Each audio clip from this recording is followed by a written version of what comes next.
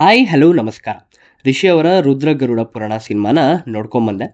ಅವರ ಹಿಂದಿನ ಸಿನಿಮಾ ರಾಮನ ಅವತಾರ ಅವರಿಗೆ ಅಷ್ಟೊಂದು ಯಶಸ್ಸು ತಂದುಕೊಡ್ಲಿಲ್ಲ. ಜನರಿಂದ ಮಿಕ್ಸ್ ರಿವ್ಯೂಸ್ ಕೂಡ ಬಂದಿತ್ತು. ರಿಷಿ ಅವರು ಮಾಡಿರುವ ಸಿನಿಮಾಗಳೆಲ್ಲ ಆಲ್ಮೋಸ್ಟ್ ಥ್ರಿಲ್ಲರ್ ಜಾನರ್ಗೆನೆ ಆಧರಿಸಿರೋದು. ಈ ಸಿನಿಮಾ ಕೂಡ ಅದೇ ಸಾಲಿಗೆ ಸೇರುತ್ತೆ. Is like Adivi Sesh of Kannada industry. ಬರೀ ಥ್ರಿಲ್ಲರ್ ಜಾನರ್ನೇ ಟ್ರೈ ಮಾಡ್ತಿರ್ತಾರೆ. ಇನ್ಫ್ಯಾಕ್ಟ್ ಆ ಜಾನರೇ ಅವರಿಗೆ ಯಶಸ್ಸು ತಂದುಕೊಟ್ಟಿರೋದು, like operation Alamelamma and Kavaludaari. So ಅದೇ ಥರ ರುದ್ರಗರುಡ ಪುರಾಣನೂ ಚೆನ್ನಾಗಿದೆಯಾ ಇಲ್ವಾ ಅಂತ ನೋಡ್ಕೊಂಬರೋಣ ಬನ್ನಿ. ಪ್ಲಾಟ್: ಮನು ಒಬ್ಬ ಮಿನಿಸ್ಟರ್ ಅವರ ಮಗ ಕಾಣೆಯಾಗಿರ್ತಾನೆ. ಒಂದು ಎನ್ಕೌಂಟರ್ ಮೇಲೆ ಡಿಪ್ರಮೋಟ್ ಆಗಿದ್ದ ರುದ್ರಾಗೆ ಈ ಕೇಸ್ನ ಸೀಕ್ರೆಟ್ ಆಗಿ ಇನ್ವೆಸ್ಟಿಗೇಟ್ ಮಾಡಬೇಕು ಅಂತ ಅಸೈನ್ ಮಾಡಿರ್ತಾರೆ. ರುದ್ರ ಏನೇನೆಲ್ಲ ಡಿಸ್ಕವರ್ ಮಾಡ್ತಾನೆ, ಮಿನಿಸ್ಟರ್ ಮಗ ಕಾಣೆಯಾಗಿರುವ ನಿಗೂಢತೆ ಏನು ಅಂತ ಕಂಡುಹಿಡಿಯೋದೇ ಸಿನಿಮಾದ ಒನ್ಲೈನ್ ಸ್ಟೋರಿ.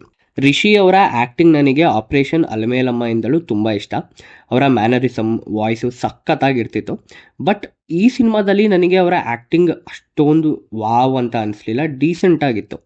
ನಾನು ಯಾಕೆ ಇದನ್ನು ಹೇಳ್ತಿದ್ದೀನಿ ಅಂದರೆ, ಅಪ್ಕಮಿಂಗ್ ಕನ್ನಡ ಹೀರೋಸ್ ಅಂತ ನಾವು ನೋಡಿದಾಗ ನನಗೆ ನವೀನ್ ಕೃಷ್ಣ ಹಾಗೂ ರಿಷಿ ಅವರು ತುಂಬ ಇಷ್ಟ ಆಗ್ತಾರೆ. ಬಟ್ ಅವರಿಂದನೇ ಅಷ್ಟೊಂದು ಎಫರ್ಟ್ಸ್ ಬಂದಿಲ್ಲ ಅನ್ನೋದು ಬೇಜಾರಾಯಿತು. ಸ್ವಲ್ಪ ಸೀನ್ಸಲ್ಲಿ ಅವರ ಎಕ್ಸ್ಪ್ರೆಷನ್ಸ್ ರೂಟೀನ್ ಅನಿಸ್ತು ಕೂಡ. ಇನ್ನು ಡೈರೆಕ್ಟರ್ ನಂದೀಶ್ ಅವರ ಬಗ್ಗೆ ಹೇಳೋದಾದರೆ, ಸ್ಟೋರಿ, ಸ್ಕ್ರೀನ್ ಪ್ಲೇ ಅದ್ಭುತವಾಗಿತ್ತು. ಬಟ್ ರೈಟಿಂಗ್ ಇನ್ನೂ ಬೆಟರ್ ಆಗ್ಬೋದಿತ್ತು ಅಂತ ಅನಿಸದೇ ಇರಲ್ಲ. ಆ್ಯಂಡ್ ಅವರ ಕಾಮಿಡಿ ಟ್ರ್ಯಾಕ್ ಚೆನ್ನಾಗಿ ಉಪಯೋಗಿಸ್ಕೊಂಡಿದ್ದಾರೆ. ಒಂದೆರಡು ಡೈಲಾಗ್ಸ್ ತುಂಬಾ ಚೆನ್ನಾಗಿತ್ತು. ಕ್ರೈಮ್, ಸಸ್ಪೆನ್ಸ್, ಥ್ರಿಲ್ಲರ್ ಮೂವೀಸಲ್ಲಿ ತುಂಬ ಇಂಪಾರ್ಟೆಂಟ್ ಅಂದರೆ ಪ್ರಾಪರ್ ರಿಸರ್ಚ್ ಮಾಡಿರಬೇಕು ಸಿನಿಮಾದ ಸ್ಟೋರಿ ಮೇಲೆ. ಅದನ್ನು ಅಚ್ಚುಕಟ್ಟಾಗಿ ಮಾಡಿದ್ದಾರೆ.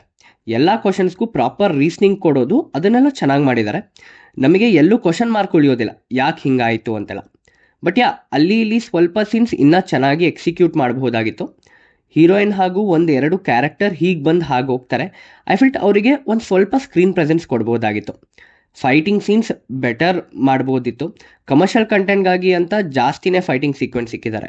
ಇನ್ನು ಸಿನಿಮಾದ ಎಕ್ಸ್ಪೀರಿಯನ್ಸ್ ಬಗ್ಗೆ ಹೇಳೋದಾದರೆ ತುಂಬ ಟ್ವಿಸ್ಟ್ ಆ್ಯಂಡ್ ಟರ್ನ್ ಇಟ್ಟಿದ್ದಾರೆ. ಇಲ್ಲಿ ಮಜಾ ಏನಂದರೆ, ನಮಗೆ ಕನ್ಫ್ಯೂಸ್ ಆಗಿ ಹೋಗ್ತಿತ್ತು, ಇದು ಹಾರರ್ ಮೂವಿನಾ ಅಥವಾ ನಾರ್ಮಲ್ ಥ್ರಿಲ್ಲರ್ ಮೂವಿನಾ ಅಂತ. ಆ್ಯಂಡ್ ಬ್ಲ್ಯಾಕ್ ಮ್ಯಾಜಿಕ್ ಕಾನ್ಸೆಪ್ಟ್ನ ಚೆನ್ನಾಗಿ ಎಕ್ಸಿಕ್ಯೂಟ್ ಮಾಡಿದ್ದಾರೆ. ಸಿನಿಮಾದಲ್ಲಿ ಅವರು ಉಪಯೋಗಿಸಿರುವ ಶ್ಲೋಕಗಳು ತುಂಬ ಮೀನಿಂಗ್ಫುಲ್ ಆಗಿತ್ತು.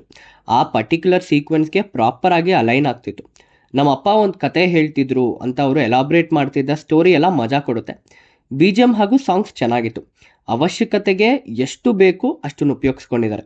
ಸಿನಿಮಾದ ಮೇಜರ್ ಪ್ಲಸ್ ಪಾಯಿಂಟ್ ಅವರ ಪಾಸ್ಟ್ ನರೇಷನ್, ಅದು ಇಷ್ಟ ಆಯಿತು. ಕುತೂಹಲ ತರಿಸ್ತಿತ್ತು ಮುಂದೆ ಏನಾಗುತ್ತೆ ಏನು ಅಂತ. ಕ್ಲೈಮ್ಯಾಕ್ಸ್ ಅಂತೂ ಧಮ್ದಾರ್ ಆಗಿತ್ತು. ವಿಷುವಲಿ ತುಂಬ ಚೆನ್ನಾಗಿ ಮಾಡಿದ್ದಾರೆ. ಬಟ್ ಆದರೂ ತುಂಬ ಈಸಿಯಾಗಿ ಕ್ಲೈಮ್ಯಾಕ್ಸ್ನ ಎಂಡ್ ಮಾಡಿಬಿಟ್ರು ಅಂತ ಅನಿಸ್ತು. ಅಷ್ಟೊಂದು ಪ್ರಾಮುಖ್ಯತೆ ಕೊಡಲಿಲ್ಲ ಫಾರ್ ದ ಲಾಸ್ಟ್ ಸೀನ್. ಕೆಲವೊಬ್ಬರಿಗೆ ಕ್ಲೈಮ್ಯಾಕ್ಸ್ ವುಡ್ ಬಿ ಪ್ರೆಡಿಕ್ಟಬಲ್, ಆದರೂ ಅಲ್ಲಿ ಇದ್ದಂಥ ಸೀಕ್ವೆನ್ಸಸ್ ಆ್ಯಂಡ್ ಜಸ್ಟಿಫಿಕೇಷನ್ ನಮಗೆ ಸ್ಯಾಟಿಸ್ಫ್ಯಾಕ್ಷನ್ ಕೊಡುತ್ತೆ. ಅವರು ಬಿಚ್ಚಿಕ್ಕೋ ಒಂದೊಂದು ರೀಸನ್ಸ್ ಆ್ಯಂಡ್ ಅದರ ಕಾರಣಗಳು ಚೆನ್ನಾಗಿವೆ. ಸೊ ನನಗೆ ಕೇಳೋದಾದರೆ it was a good watch. Thriller, suspense, crime ಸಿನಿಮಾಗಳು ಇಷ್ಟ ಆಗೋರಿಗೆ ರುದ್ರ ಗರುಡ ಪುರಾಣ ತುಂಬ ಇಷ್ಟ ಆಗುತ್ತೆ. ಎಸ್ಪೆಷಲಿ ಇಂಟರ್ವಲ್ ಆದಮೇಲೆ ಮೂವಿ ತುಂಬ ಫಾಸ್ಟ್ ಪೇಸಲ್ಲಿ ಹೋಗುತ್ತೆ. ಗಮನ ಇಟ್ಟು ನೋಡಬೇಕು ಅಷ್ಟೇ. So if you would ask me to rate, I would give a 3.5 stars out of 5. ಇದೇ ಥರ ಮೂವಿ ರಿವ್ಯೂಸ್ ಹಾಗೂ ಅಪ್ಡೇಟ್ಸ್ಗಾಗಿ ನಮ್ಮ ಚಾನಲ್ನ ಸಬ್ಸ್ಕ್ರೈಬ್ ಹಾಗೂ ಶೇರ್ ಮಾಡಿ. ಮುಂದಿನ ವಿಡಿಯೋ ಜೊತೆ ಮತ್ತೆ ಸಿಗೋಣ. ಧನ್ಯವಾದಗಳು.